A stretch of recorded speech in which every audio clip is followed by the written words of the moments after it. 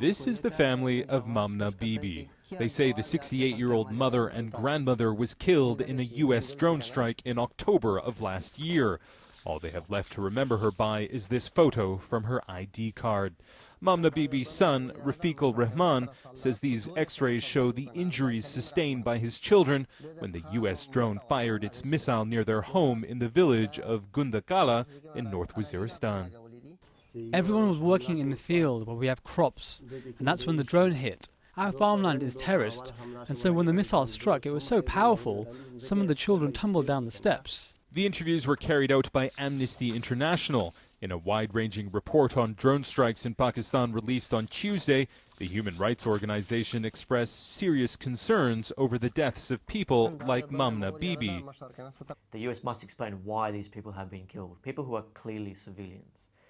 It must provide justice to these people, compensation. It must investigate those responsible for those killings. According to government and NGO statistics, the U.S. has launched between 330 to 370 drone strikes in Pakistan between 2004 and last month. The United Nations says during that 9-year period, more than 2,000 people have been killed in drone attacks, and at least 400 of those are believed to be civilians. It's difficult to get accurate figures because the CIA's drone program remains secretive, and journalists are prevented from entering areas where the strikes occur. But that's unlikely to prevent Pakistan's Prime Minister Nawaz Sharif, a vocal opponent of drone strikes, from bringing up the issue with President Barack Obama when the two meet on Wednesday. Pakistan cannot afford picking up a rivalry with the United States, but at the same time, if Pakistan's requests are reasonable, US cannot just simply ignore them. But few expect drone strikes to end anytime soon. Earlier this year, President Barack Obama called the strikes lawful and part of a legitimate campaign against terrorism.